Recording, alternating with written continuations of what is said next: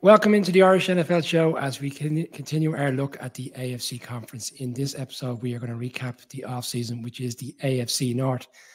Welcome into Connor, welcome into Colin, and we're going to kick off with the Cleveland Browns. And I suppose we'll have to kick off with the quarterback because I suppose this year we're going to see Deshaun Watson potentially play a full season as opposed to what we've seen over the course of the last 3 years between holdouts and other off-the-field situations, which resulted in a ban for the large part of last season. The Browns, for me, are kind of a team that are in a bit of a quandary right now. And I'll jump to you, Colin. Is Kevin Stefanski under pressure? Like, there was a lot expected of him after his first season in which they made the playoffs. And like a lot of people felt he had a win now type of team. They nearly beat the Chiefs in the playoffs. And then the following season, there was huge expectations, even with Baker Mayfield as quarterback. And they're looking to correct the defense, bringing in Swartz, who's been around the league, but is a very serviceable defensive coordinator in a division that a lot of people will think the Bengals will have the run of, and with the Ravens obviously challenging them. Do you see a positive season ahead for this Browns team? I think it's a year for pressure for everyone, right? And you can't get away from the quarterback situation, right? Because we all know about Deshaun Watson. We all know about the accusations by 20 plus women. We know about the suspension, and we know how terrible he looked at the back end of last year. But the piece around this, right, is if Deshaun Watson if he's not up to the level that we once saw in terms of his QB play with the Texans, I think Stefanski's out of a job. I think the GM's out of a job. I think there's all sorts of questions about the Browns. But if he plays really well, and I think the drumbeat, right? So the others, and I'm sure the NFLPA might use the word collusion, their word, not mine. But you could say the teams looked at it, drew a line in the sand, and said, one quarterback is getting a fully guaranteed contract. We're not giving it to the others. And given how he played last year, nobody could point to it. Lamar didn't get it. Nobody's got it. But let's say Deshaun Watson has a stellar year as quarterback. Right. And then and the likes of Joe Burrow and Justin Herbert and Patrick Mahomes look at it and say, hang on, this guy is getting, a fully guaranteed contract. Why am I getting a fully guaranteed contract? So I think no matter which way this goes, there are going to be consequences. You cannot make a trade of that size and give a contract, an unprecedented contract in terms of its size out without there being consequences of a sort. So I think there will be pressure coming in a number of different ways. I like some of the moves that they have made in terms of bringing Jim Schwartz in, but it's a big year also for Myles Garrett, right? Because we'll talk about TJ Watt, but Garrett is routinely talked about, as the best pass rusher, but TJ Watt has been much more effective when he's on the field. So there are a number of the players for the Browns who really need to step up this season. I do think the Elijah Moore trade is one I really like. I think that was very, very smart. But the excuses, a bit like with Russell Wilson and the Broncos, the excuses are gone now. There's going to be the full off season. That we're a year removed. There is no kind of debate, discussion, or anything around how long a suspension will it be.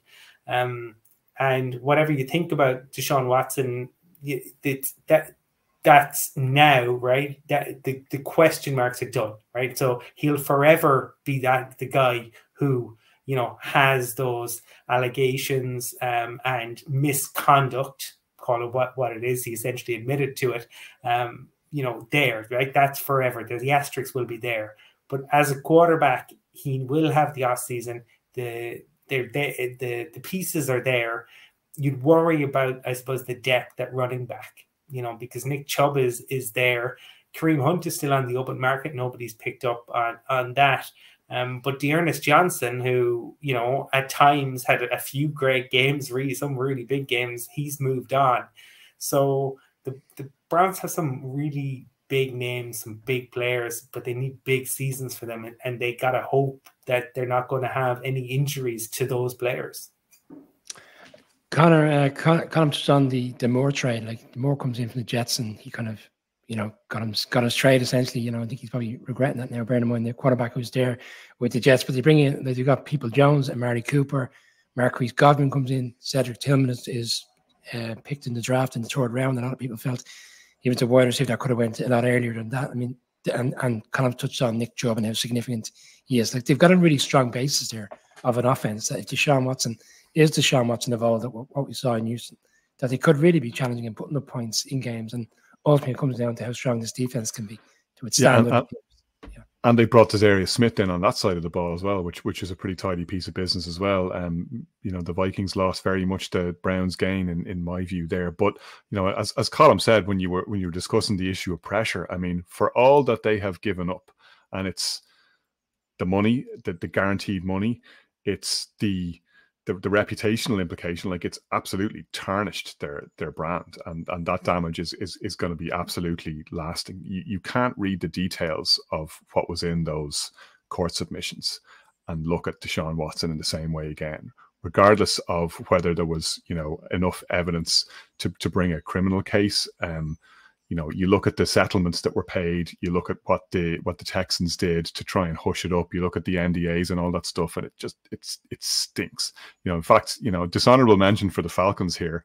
The only thing worse, as I think, to be fair, Arthur Blank said that the Falcons, the only thing worse than doing what the Browns did to get Deshaun Watson was to show everything and fail to land them, which is where the Falcons ended up. But nothing less than a Lombardi, maybe multiple Lombardis, makes any of this quote unquote worth it, and I'm viewing that from their perspective, not from the perspective of pretty much everyone else who I think is probably united in rooting against them. Like, they've also broken, as Colm said, the contract structure in the NFL potentially, because who isn't going to look at that contract and say, if you're going to pay that guy what he's getting, why am I not worth at least that? Nothing less than winning the Super Bowl this season makes any of that worth it for the Browns. And do we really think that they're going to do that, even with what is actually quite a promising setup, when you can, if it's possible to do so, view it dispassionately for all the reasons that we've outlined? They got to mill through the AFC. They got to go through that murderer's row that exists in that conference, and they got to beat whoever comes out the other side of it. I don't think they're going to do that, so it's not going to end up being worth it. Dalvin Tomlinson's another marquee signing, calm defensive tackle, previously with the Giants, where the Vikings comes in. I mean, they brought in some stout players defensively. Like, do you see them challenging? Do you see them in up there? Because they have the team. I know we can get it carried away with the quarterback situation, and rightly so. I appreciate everything you're saying, and I agree with it. But on paper, like, they gave the Bengals, they ran the Bengals very close. They beat them Monday Night Football last year. They obviously lost them the second time around, but they always play the teams very close in the division. Teams could go a few games, change a little bit way. Are they back challenging like they were a couple of years ago? They should challenge, right? Because you look at the roster, and of course they should. But it's what are we 89? Is that the last time the Browns won the division?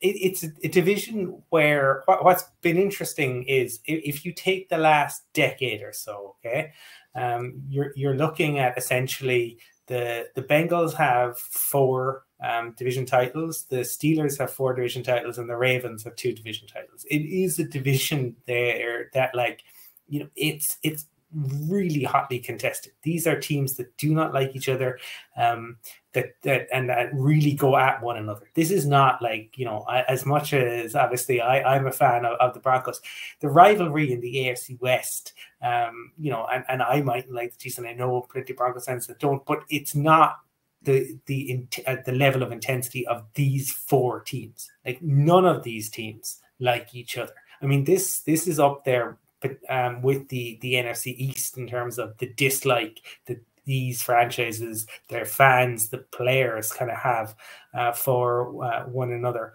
But I think, that you'd expect them to challenge, but it's very competitive. Like, I can make a case.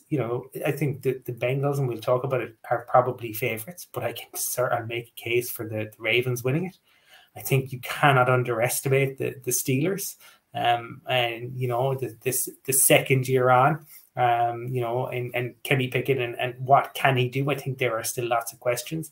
And yeah, you can say the Browns should be up there and should be much more competitive than what they are, or what they were last year. And I think for that reason, obviously, people, they are going to be a microscope on them and on Kevin Stefanski, because they were at one point. Remember, this was like, I remember being in the bullshit and people turning when the Browns had the field goal right at the end, and people watching it and willing it, and it didn't. But in that year, obviously, where Stefanski surprised everyone, like that, they were a feel-good team. People wanted the Browns to do well. That's been tinged. But, you know, for their fans, right? Let's focus on the fans. My goodness, talk about long suffering. I think only Detroit fans can probably really know exactly what it is like. So I expect them to be very competitive in what I think will be a competitive division.